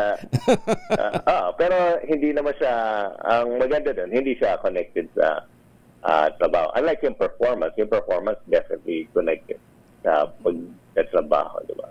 Yung performance or yung satisfaction sa paggawa ng tungkulin. Kasi kanyari, kung Angela Tonores, pwede kang tanong kung ano yung pagka-level ng pagtitiwala natin sa kanya, di ba? Or kay Dr. Guido David, tiwala ba kayo kay Dr. Guido David? Pag may sinasabi si Dr. Guido David, naniniwala ba kayo? Okay, so hindi siya measure ng performance. Ayan, kaya pala magkaiba. Iba yung trust, iba yung performance. Maaaring mataas yung trust mo pero hindi naman ganoon ang performance mo. Sabi nga nung iba, magdrama ka lang, baka magtumaas ng trust mo. Tama, exactly. Ayun, okay. So sadly, in the way Filipinos respond to that, minsan correlated din yung trust nila sa performance nila. Pero in theory talaga, medyo sila, magkaiba sila. Okay. Pero iba yan sa ang mini-measure usually ninyo, ang mga sinasabi ninyo, mga public office. Do you do similar study sa isang private institution o private organization? Yes. Meron din. Minsan tinatanong namin, in fact, tatanong namin yung level of trust nila sa survey organizations kasi siyempre may mga nagsasabi na nakaraan na halalan hindi daw tugma yung survey result naging outcome. Of course, hindi naman dapat tugma yan diba? Anyway, na-explain na namin yan numerous times. Pero siyempre, yung perception pa rin gusto namin masukat yan. So, pwede rin siya sa mga sa mga private, sa mga private companies. Kunyari, magtanong tayo ng level of trust nila sa isang brand ng fast food, kunyari. Pwede yun. Okay. Anyway, Prof. Guido, maraming salamat for joining us this morning. Magandang umaga po. Magandang umaga din. Salamat. Si Professor Guido David ng Octa Research, pero ang sabi po ni Selma Tariman ng South Korea, ang gulo ng paliwanag. Thank you. Maganda umaga, Pilipinas! Sana ho may survey din ang pinakamataas na trust rating para ho sa mga nagtatrabaho mismo sa gobyerno. Yung iba't ibang mga sektor. Magandang umaga ho sa mga taga-DOST. Wala na naman pala kayong boss, sabi ho sa feedback sa akin, Sir, natuloy ang Switzerland trip ng aming mga bossing. Galing. Sino ba sekretary ng DOST? Solidum. Si Dr. Renato Solidum, na tiwala daw pong hindi siya sisibakin ho ng Pangulo dahil mataas nga daw po ang trust sa kanya ng Pangulo. Hindi ho yung performance kundi yung trust daw sa kanya ng Pangulo. Paano naman magkakaroon ng performance? Mas madalas ho itong bumibiyahe. Ba't ganun yung mga nasa gabinete ngayon? Tuwang-tuwa sila sa mga foreign travels. Ang kakapal ng mukha. Di ba? Pinasasagot nila sa gobyerno rin kaya mga biyahe. Okay lang naman bumiyahe sila, di ba? Basta't sagot ho ninyo. Eto. natuloy daw yung kanilang Switzerland travel. Congratulations sa mga taga-DOST at saka mga taga-Technology, Application and Promotion Institute. Yung kanilang approved GAA project na Padaghan. 1.2 million lamang po ang fund para sa kanilang travel. Mula June 7 hanggang 19 ay papunta naman sila ng UK. Congratulations kay Secretary Secretary June 2 to 5 Switzerland. Sarap. 7 to 9 sa UK. Wala pang kalahating buwan nung huling mag-travel ho sila. Ayos. Congratulations. Eto, baka sabihin nyo, nag-iimbento ho tayo ng kwento. Eto may sulat ho yung mga mga taga-DOST. Dear Undersecretary, Honorable Attorney Clarissa Castro, Attorney Claire, mahal na Undersecretary Castro, Attorney Claire, sumulat pala sa iyo, magandang umaga po. Sumusulat po kami upang ibabatid sa inyong tanggapan ang patungkol sa labis na pagkahilig na kasalukuyang kalihim ng DOST sa biyahe sa ibang bansa. Sabi nga nila, pag-inggit, pikit. Pero hindi po tayo pwedeng pumikit. Pera po ng taong bayan ang ginagastos ang winawaldas po dito. Las Vegas, USA, January 7 to 10, Annual Consumer Electronics Show. Bakit may advancement na ba tayo pagdating ho sa electronics? Puro pa rin imported yung mga binibili natin. Bangkok, Thailand, January 21 to 24, 2025, Scientific Visit. Paris, France, February 10 to 11, UNESCO, AI Readiness Assessment. Japan, March 6 to 10, World Bonsai Forum. Pupuntahan mo, utang na loob. Di ba galing-galing? World Bonsai Forum, pinuntahan din. Japan, March 6 to 10, 2025. Mr. President, baka lang hindi ho ninyo alam ito. Naaaprubahan itong mga lintik na biyaheng to. World Bonsai Forum. Pupuntahan ng sekretary ng DOST. My gosh, Abel gosh. Bakit? Ay, sus ko, Ginoo, ngayon ko lang nabasa ito eh. Nawindang ako. World Bonsai Forum. Tapos, April 9 to 13, 2025, pumunta na naman ng Geneva, Switzerland. May 7 to 8, New York, USA. 50th International Exhibition of Invention. And 6, June 2 to 5, Switzerland. Ayos. Pero ho ng taong bayan lang ho naman yan. Kaya, pag-inggit daw kayo, pikit. Pero dito, hindi ho kayo pwedeng pumikit. Pera po ng taxpayer ang winawaldas sa mga biyaheng ito. Maganda umaga, Pilipinas! Ano namang hindi magigigil, ganyan ho. Wala na nga pera, DOST, panay pabiyahe ho ninyo. Sa halip na ipondo sa mga proyekto para sa pag-unlad ng research and development sa Pilipinas.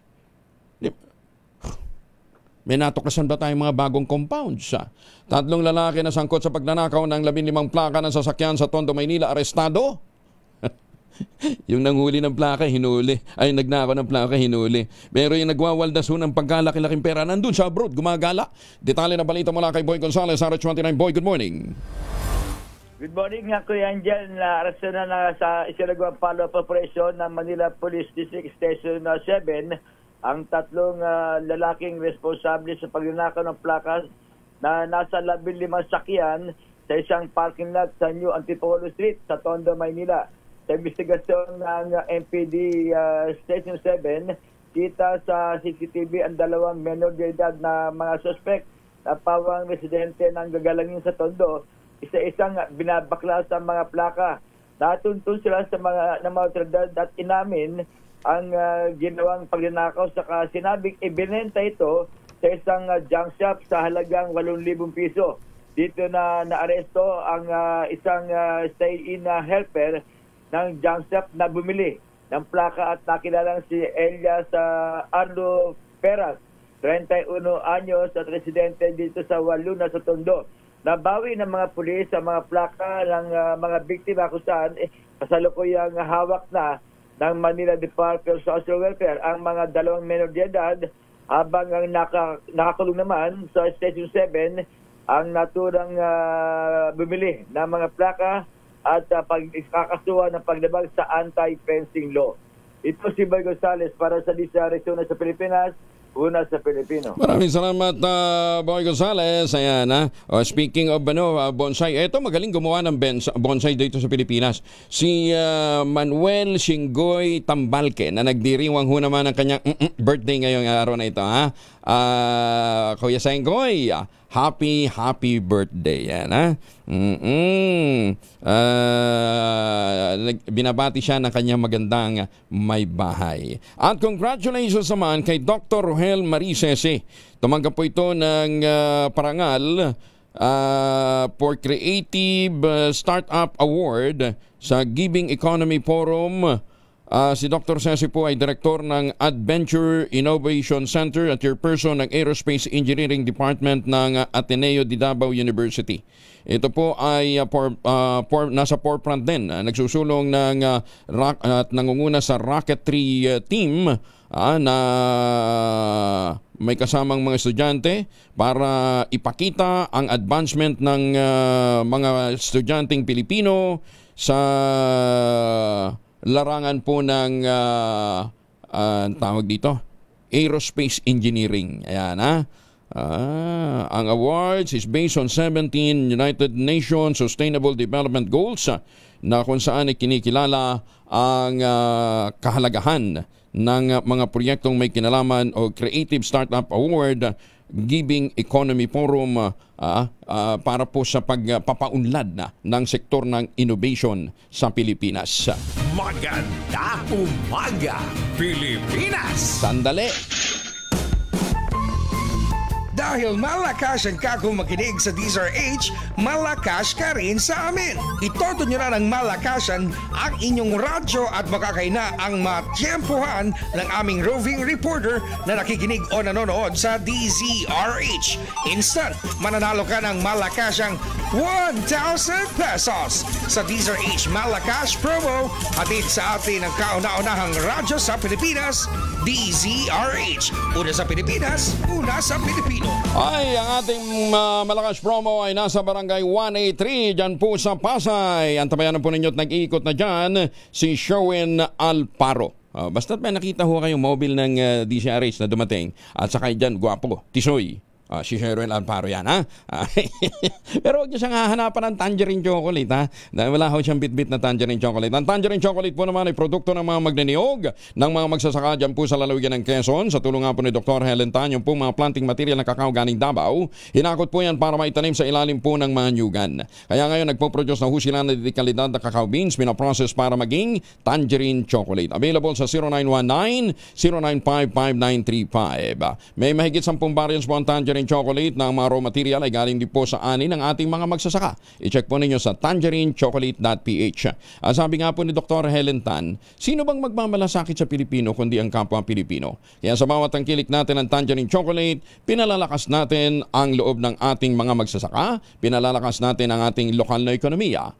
Ang tangerine chocolate po ay 100% gawang lokal but taste and looks global. Ayan po, Ang tangerine chocolate ay gawang atin kaya dapat nating ipagmalaki at tangkilikin. Maganda umaga, Pilipinas! 24 na makalipas ang alas 5 na umaga. Umaga, Pilipinas! 29 na makalipas ang alas 5 na umaga.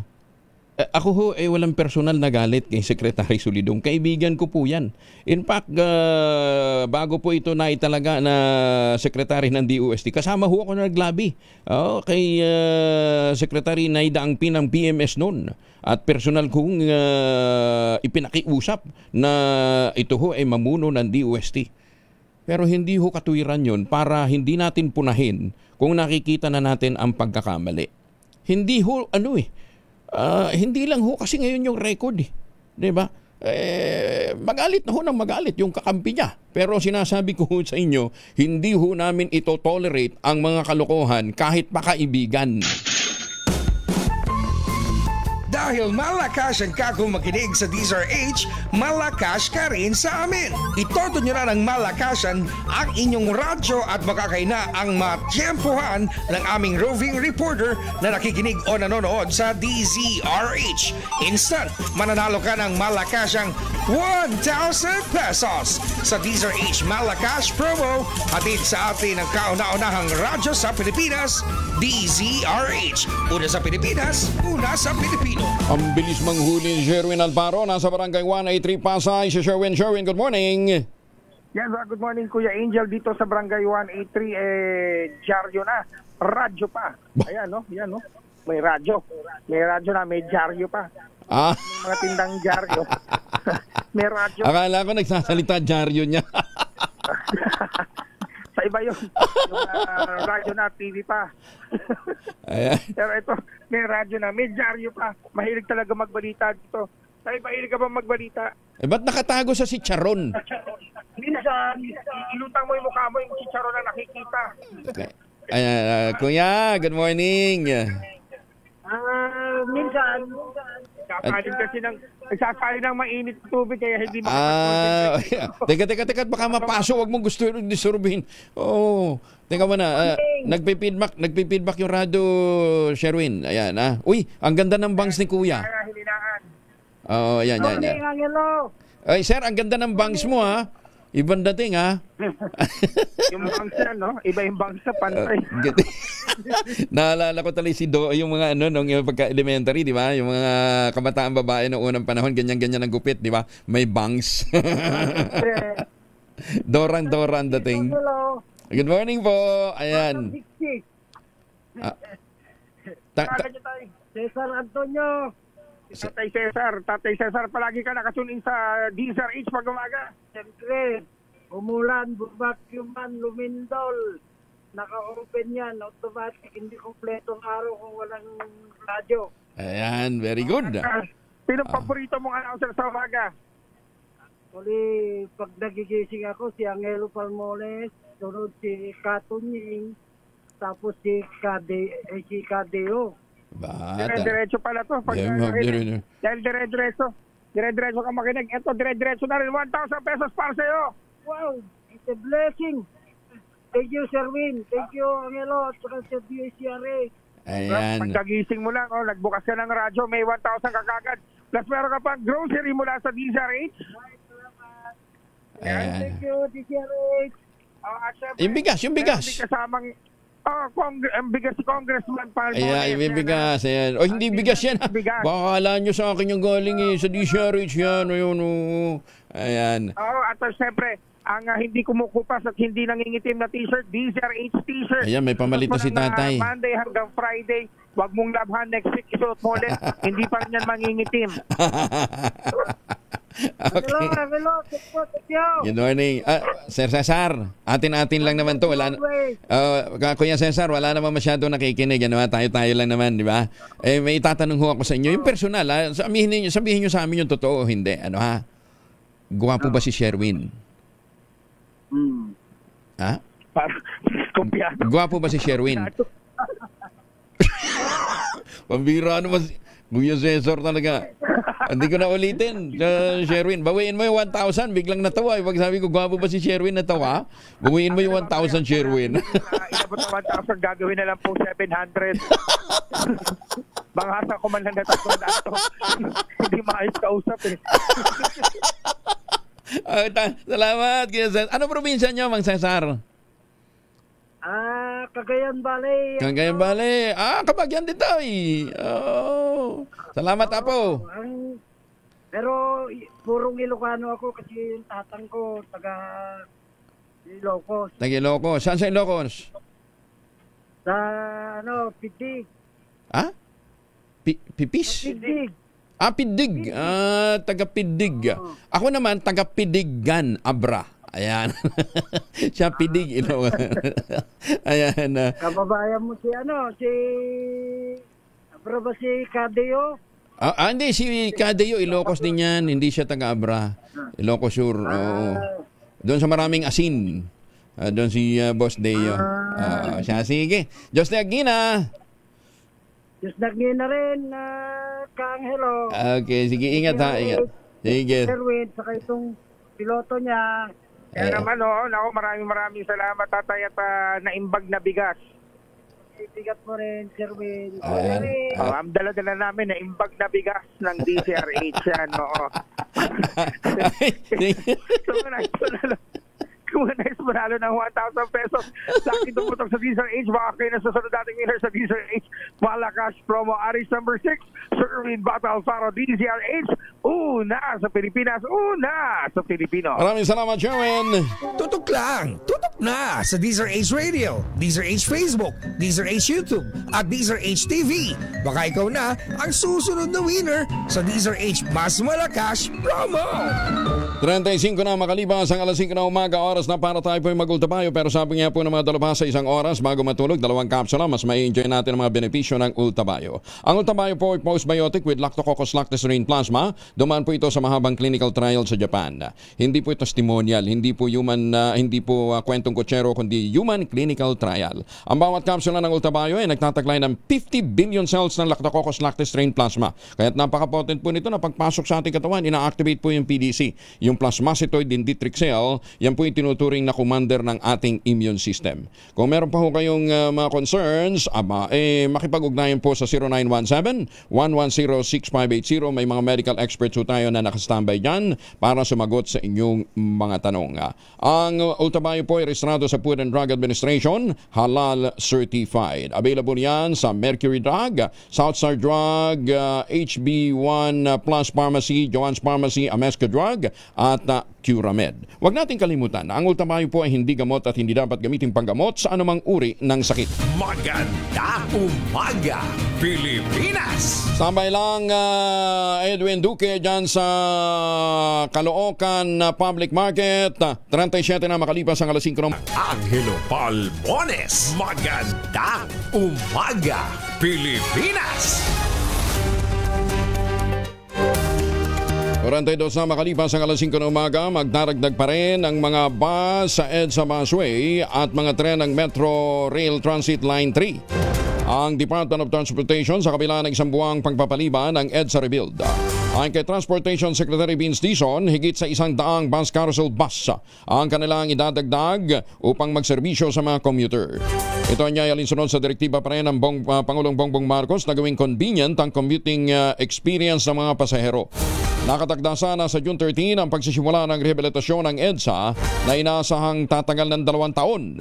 Pero pansamantalang ipinagpaliban ito ng 1 buwan ng Pangulong BBM bilang tugon sa panawagan ng mga commuter, mga motorista at mga mababatas na umiling ng sapat na panahon upang mapag-aralan ang epekto ng rehabilitasyon ng EDSA bago pa man ito simulan. Nasa Port Avenue Public Market ngayon sa Caloocan si Edwin Duque. Edwin, kumusta mga presyuhan dyan? Edwin. May butag Kuwing Angel. Hindi lang pala yung mga presyo. Ayan. Edwin, go. Angel. May butag Kuwing Angel. Ayan. Hindi lang pala presyo ng mga manok. Magkinatay yung pinagpipilahan dito. Maging yung mga live chicken, yung mga buhay. Dahil yung Chinese chicken na buhay na buhay, pwede kang magpakatay na rito ay mabibili ng 350 pesos yung bawat kilo. Yung native live chicken ay 500 pesos bawat kilo. Samantalang yung presyo naman ng baboy, medyo mababa kundi rito kay Jen, nasa 380 yung bawat kilo. Ang pisky ay 340. Yung yen po, mabibili dito ng 450 pesos lamang. Yung paa, 340. Habang yung manok, yung karning manok naman, ay 240 pesos sa bawat kilo. Yung kambing ay pinipilahan din dito dahil isa lang nagkatay ay nasa 500. At yung ulo at paa, nasa 400 pesos pa rin. Habang sa presyo naman ng baka ay makabibili ng 500 pesos bawat kilo. Sa presyo naman, Goygel, yung dagat, pagdagat, yung tilapia. Mabibili ng medyo mababa kunti yung tilapia rito dahil nasa 150 hanggang 160 yung kilo. Yung bagus naman yung standard ng kilo ng bangos ay nasa 240 at Dalagang Bukid 300 at Talakitok 360. Maya-maya 600 at ang Lapu-Lapu naman ay 450 pesos yung bawat kilo. Sa Galunggong, meron ding sinasabing pag-itikat magandang klase, mabibili po na 160. Yung pinakamaganda, yung bagong huli, ay 200 yung kilo. Sa Swirls, mabibili po hanggang mula 440 hanggang 480 yung bawat kilo. Sa Pusit, 250. Dalagang Bukid 250 yung tampat. Mula 120 yung hindi ganong maganda ay 120 at 300 yung pinakasariwang-sariwang. Ang Bukukong Pista, yung masarap sa sinigang, 200. Ang mga disong naman ay 260 pesos ang bawat kilo. Sa presyo ng gulay, hindi magkakaiba yung presyo. Dahil itong kamatis, bumaba ng 20 pesos, mabibili ng 60. Ang bawat kilo, sibuyas naman, ay bumaba rin. Sa 160 kahapon lamang, ay mabibili po ng 140. 160 sa bawang. Ang luyang imported ay 200. Habang itong original, itong sariling palanim natin ay 240. Sa carrots, bumaba ng 20. Mabibili ngayon ng 80 pesos. Ang sayote, tumaas naman ng 10 piso. Mabibili ng 50 pesos. Ang sitaw, 80. Talong, 100. Tumaas ng 20 pesos. Basa, bumaba naman ng 10. Mabibili ng 40 pesos. Ang patatas, 80. Siling labuyo, 120. 120 ang panigang. Celery, 300 ang okra, 60 pesos. Ang repolyo, 100. Tumaas ng 10. Pechay, 80. At Pechay Pagiraman, 120. Yung limos, 130. At cauliflower gel, 160 at 150 naman sa broccoli. Sa presyo ng mga prutas, yung mahilig sa prutas, ang baka 80 kilo hinog, melon 80 graso, at pakwat at 50 isa, habang yung pinya naman ay 40 pesos bawat kilo. Habang nakadisplay na bigas sa mga oras ito, pero nakita ko yung presyo, 48 ang kilo hanggang 90 pesos bawat kilo. Yung kadiwa, mabibili naman sa may Bongpaw ng City Hall. Yan ang Vice Monitoring Report mula pa rin dito sa Port Avenue, Grace Park sa Kalungan, RS23. And ito kinagmula sa Disarek, sa Pilipinas, una sa Pilipinas. Maraming salamat, Edwin. Maganda umaga, Pilipinas. Ay, Apo Emil Sarmiento, naimbag na bigat, ha? Siya pa na yung taga-Bukay Abradel. Ano, good morning, Boss Emil. Kumusta ka na, ha? Yung mga poging mapitagan, ha? Class 80 ho ng PMA. Magandang umaga ho sa inyo, ha? Si Boss Nick, nandun kahapon, nakita ko sa turnover ni General Nick Torre. Nick meets Nick. Ganda mga. Ay, Mayor Senny Mendoza ng Talisay, Batangas, magandang umaga. Siyempre kay Justice Max De Leon ng Court of Appeals. Good morning po sa inyo, Justice. At saka si Justice Raul Villanueva, ang ating court administrator na nasa shortlist po ng JBC para maging Associate Justice naman ng Korte Suprema. Good morning ho sa inyo, ha? At siyempre kay Ambassador Harry Amping. Good morning po. At kay Congressman Adora Plato. Good morning.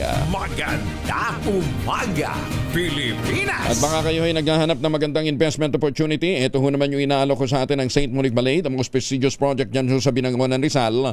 Pwede itong puntahan kahit ng mga kalapit na mga towns dito sa Metro Manila. Tingnan daw po ninyo yung kanilang townhouse model na Bianca. 2-story house yan with balcony na may 2 hanggang 3 bedrooms. At pwede nyo ma-avail through Pag-ibig Financing at less than 20,000 pesos a month, 30 years to pay. Tawag na sa 0917-719-7908 para po sa karagdagan detalye. Ang alak po niyan luxurious living but affordable housing. Yung bang pagkagising ho ninyo, bukod sa magagandang amenities, pagkagising nyo, syempre, gusto nyo malamig na simoy ng hangin at magandang tanawin, lalong-lalo na kung nag-retire ka na. At ikaw naman naglingkod sa bahay ng pagkatagal-tagal, parang si General Emil Sarmiento, syempre, entitled ka naman ng magandang buhay.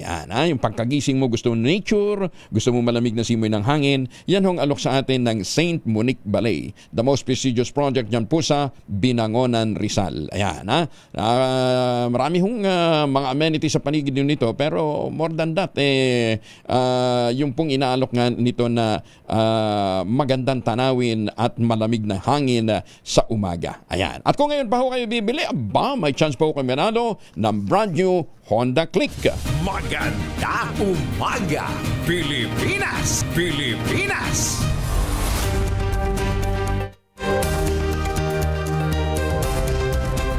$5:52 ang oras sa buong kapuluan. Record high na 4.73 million na mga pasahero na itala ng NIA nitong Mayo. Detalye na balita mula kay Giselle Ricafort, RH15. Giselle, good morning. Good morning, Kuyang Angel. Ipinagmalaki ng new NAIA Infrastructure Corporation ang record high na 4.73 milyong pasahero na gumamit ng Ninoy Aquino International Airport nito lang Mayo 2025. Ayon sa NNIC, ito na yung pinakamataas na monthly passenger traffic na naitala sa kasaysayan ng paliparan. Kabilang dito ang 2.59 na milyong domestic travelers na siya ring pinakamataas sa tala ng airport. Bukod dito, nakapag-operate din yung NAIA ng 26,174 na commercial flight noong Mayo na siyang pinakamarami na kanilang napangasiwaan. Sabi ng NNIC, nangangahulugan yung maraming bilang ng mga bumabiyahing pasahero ng mas marami ring trabaho, mas mataas na kita para sa lokal na negosyo at mas maraming oportunidad para sa mga komunidad dito at maging sa abroad. Idiniin ng NNIC na yung bawat lipad tumutulong hindi lamang sa paglalakbay ng ating mga kababayan, kundi pati na rin sa pagsusulong ng ekonomiya sa lokal. Ito si Giselle Ricafort para sa DZRH na sa Pilipinas, una sa Pilipino. Maraming salamat, Giselle.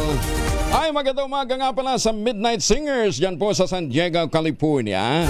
Kumusta na po yung inyong roadshow, Tita Cora, Tita Linda, si Ma'am Lloyds, si Sir Art, si Boss Manny, and the Debonair Junior Bao of Cavite. Ay, Dr. Jessica D ng Ideal Vision, magandang umaga din po sa inyo, sabi ho ni Dr.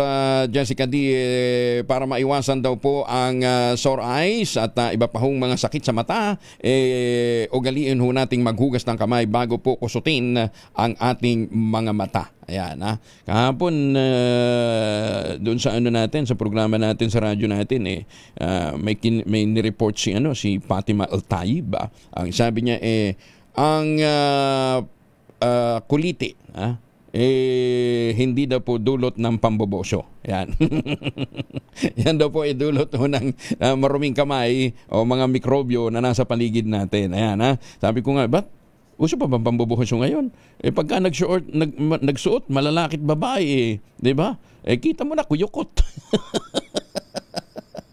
Okay lang sana kung bagay. Pag hindi bagay, Diyos ko, Ginoong patawarin. Maganda umaga, Pilipinas! 55 makalipas ang alas 5 ng umaga, lusot na sa ikatlot huling pagbasa ng Senado ang panukalang Expanded Philippine Science High School Act ni dating Senate President Juan Miguel Zubiri.